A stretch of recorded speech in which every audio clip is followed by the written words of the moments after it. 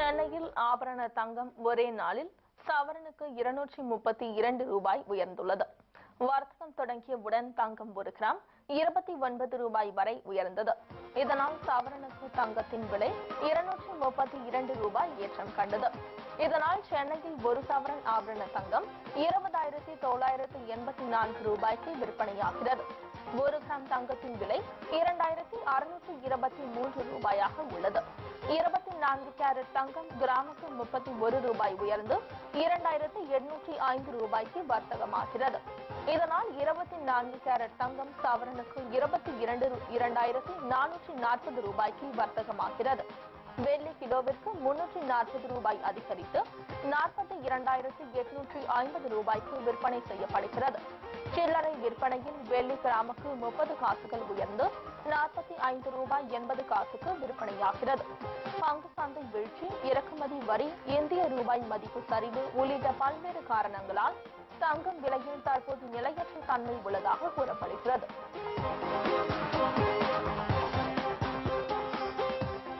முக்கிய பிரமுகர்களுக்கு வழங்கப்படும் பாதுகாப்பை குறைக்க மத்திய அரசு முடிவு செய்துள்ளதாக தகவல் வெளியாகியுள்ளது.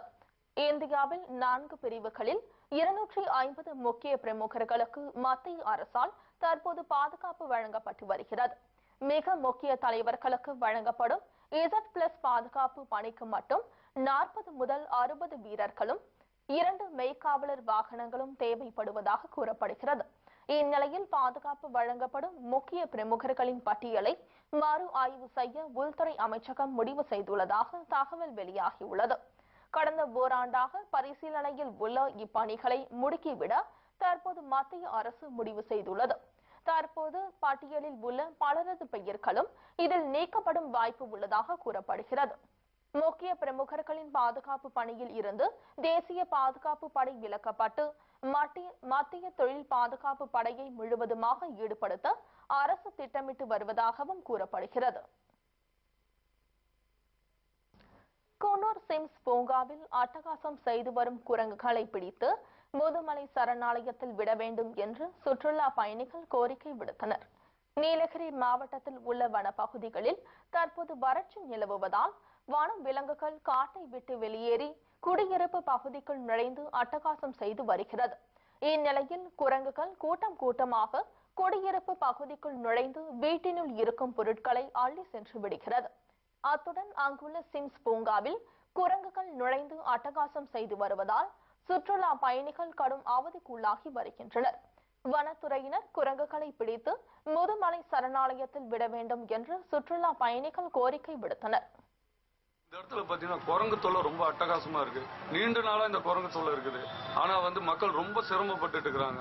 இந்த சுத்தி பார்க்க வரவங்க இருக்கிற அந்த கையில இருக்க உணவுப் பொருட்கள், சிப்ஸ் பாக்கெட்டு இதெல்லாம் பிடிக்கிட்டு போயிருது. அதே போல் குழந்தைகள் அங்க விளையாட முடியறதில்ல, அச்சத்தோட விளையாடுற ஒரு சூழ்நிலை இருக்கு.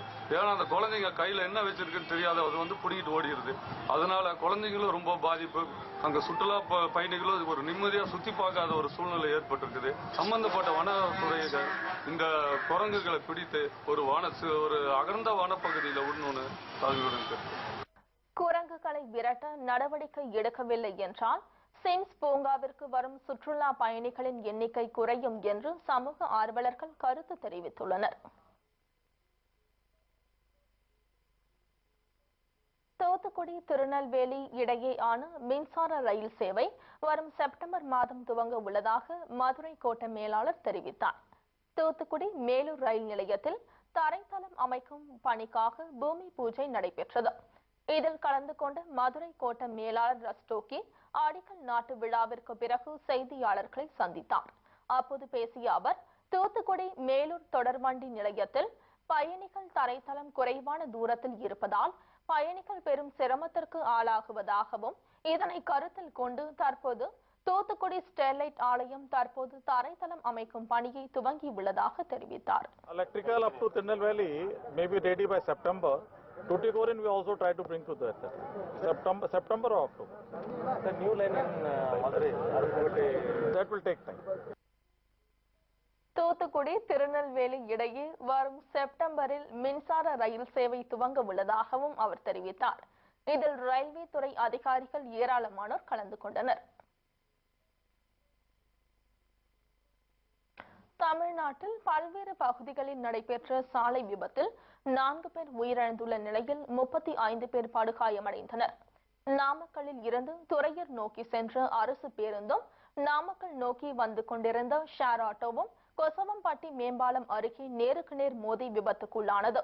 அதில் 2 பேர் சம்பவ இடத்திலேயே உயிரிழந்தனர். ஒரு குழந்தை உட்பட 5 பேர் படுகாயமடைந்தனர். கிருஷ்ணகிரி மாவட்டம் சூளகிரி அருகே திருமண கோஷ்டி சென்ற கர்நாடக பேருந்து கவிழ்ந்து விபத்துக்குள்ளானதில் 25 பேர் படுகாயமடைந்தனர்.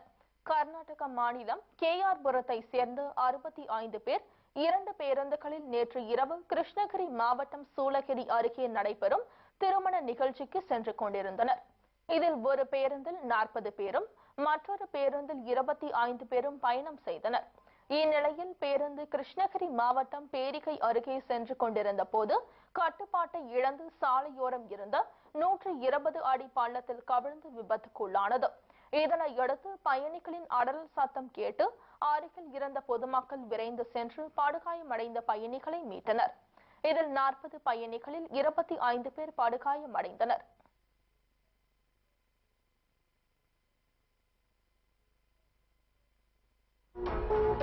இத்துடன் இந்த செய்தி தொகுப்பு நிறைவடைகிறது. உண்மை செய்திகளை உள்ளபடி உடனுக்குடன் தெரிந்து கொள்ள தொடர்ந்து இணைந்திருங்கள் நமது கேப்டன் நியூஸ் தொலைக்காட்சியுடன்.